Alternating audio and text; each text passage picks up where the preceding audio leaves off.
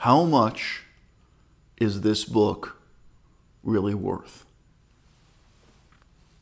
How much is Bitcoin worth? How much is any cryptocurrency worth? The skeptics on YouTube spend a lot of their time trying to explain to you why cryptocurrency is completely worthless. I think it's more important at this juncture in 2023 to get into an examination of why the value of Bitcoin or any cryptocurrency is more than zero. And the answer is that the value of these monetary instruments is a product of culturally created scarcity, something quite similar to the value we ascribe to a collectible comic book or a baseball card.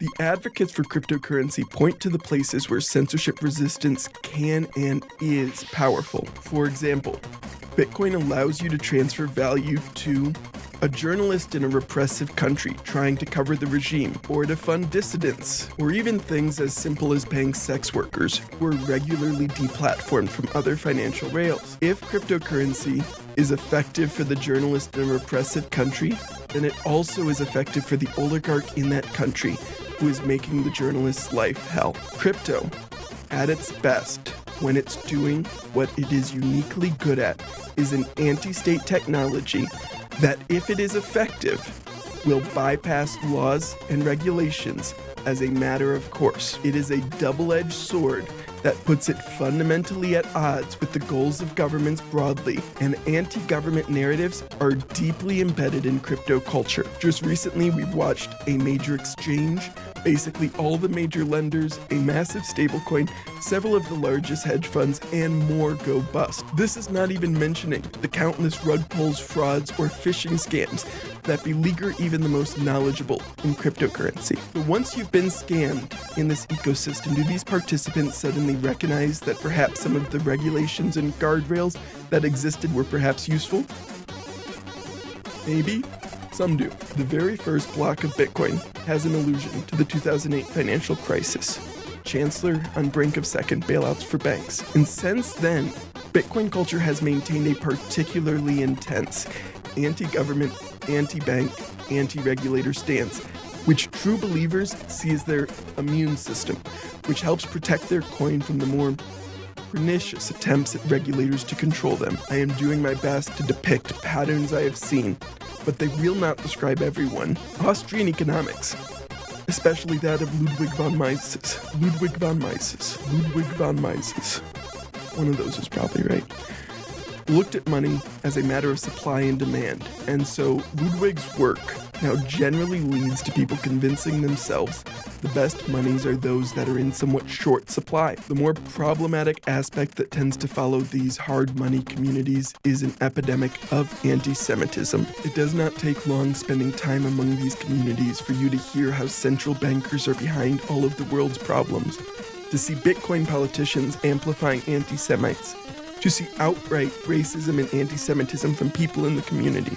Many of these anti-Semitic conspiracy theories revolve around the idea that Jewish people control the media and the banks and the system as a whole. And so they will use these individuals' openness to these anti-government and anti-system ideas to convince them the real target of their ire are the Jewish people. Many end up deeply radicalized by first stewing in these anti-government conspiracies and then becoming convinced there are these easy targets for their anger, but it's misplaced.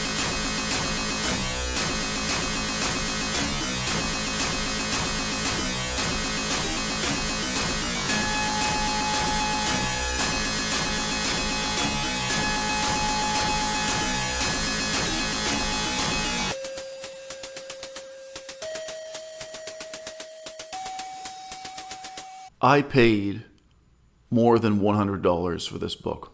I forget if it was $120, maybe even $150, including shipping. It's actually a 2-volume set. This is a tremendously important book and it's scarce. It's quite likely in the city you're living in right now, you can't read this book for free by going to a library. Although if you're in a major city, London, Paris, so on and so forth, then you certainly could. This book was written by one of the most important figures in the history of American politics and the history of French politics. But everyone has forgotten him. Right now, he has no cultural currency. He has no cultural importance. And this book, both volumes, 2 volumes, both the same size, although it contains a lot of politically important facts, historically important facts, it also contains a torrid romance. A romance with mind-blowing, X-rated sex scenes, cheating, backstabbing, skullduggery, puts Shakespeare to shame. Makes most of English literature, seem really very tame by comparison. It's possible that this historical figure will become famous once again if, for example, someone in Hollywood makes a hit movie like Gone with the Wind that's primarily about the guy's sex life and only secondarily about the political consequences.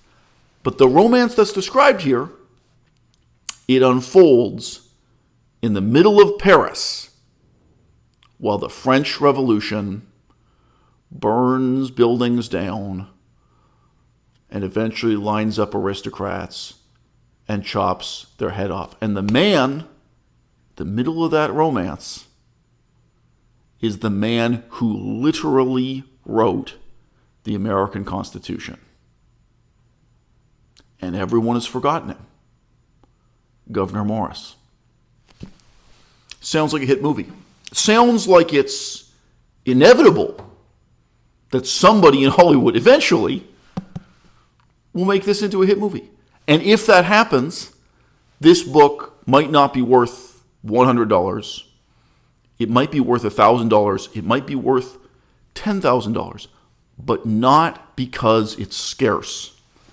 Its value will rely upon culturally created scarcity. And let's be real, the vast majority of people who buy this book, whether for $100, $1,000, or $10,000, they will never read it. They will buy it just to own it. I saw one YouTube video at random, was suggested to me, that was titled something like Key Issues in the History of Comic Books that are still worth less than $100. So you can imagine, I didn't really watch the whole thing. I just clicked around a bit. I was surprised at how many of these comic books I personally had a memory of. So these were comic books where it was the first time a particular character appeared. It was the first time one comic book character fell in love with another character, or one comic book character killed another character. These were significant moments in the history of comic books where, even if I hadn't read the comic back when I was a child or back when I was a teenager, I heard about it. Like other kids talking about, this is this major event in the history of comic books. And today, every single one of these comic books is still worth less than $100 in the slab, as we say. So that means it's been rated, it's been graded, it's been sealed in some kind of plastic slab. I actually don't know the material that those slabs are made out of, to be honest with you. But a translucent plastic slab of some kind so that, moisture in the air can't damage it. The vast majority of comic books will never be worth more than $100. But with any one of those comic books, you can imagine if this particular storyline becomes the subject of a hit movie, if this particular character, suddenly becomes famous again, suddenly becomes the subject everyone's talking about on social media, then there will be enough people who want to own that comic book, even if they just want to own it, to have it on their wall, never to read it, never to open the slab, right? Never to make any use out of it, just to own it. then the value of that comic book will increase. But for how long? Cultural factors come and go. They don't last forever. They don't even last for 1 century. The value of a comic book, the value of a baseball card, will never be something like gold. It will never be something like fiat currency. We have lived through a period of time in which a database like Bitcoin, in which an entry in a database has been perceived as having cultural value.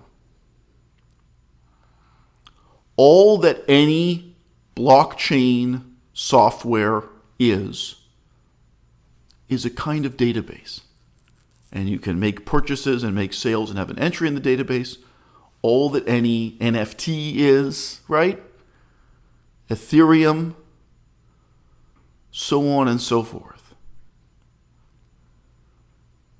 It's not a mystery to me why Bitcoin today is worth more than zero while having practically zero use case, practically zero utility, and so on for all the other cryptocurrencies.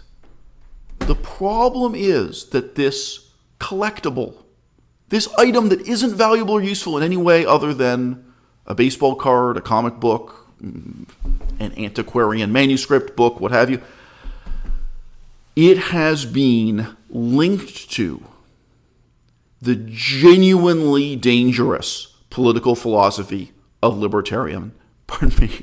genuinely dangerous political philosophy of libertarianism, the genuinely delusory political philosophy of anarcho-capitalism. Those beliefs, in the next 10 years, in the next 20 years, they will destroy many people's lives, even more certainly than the commitment to any particular investment will bankrupt you.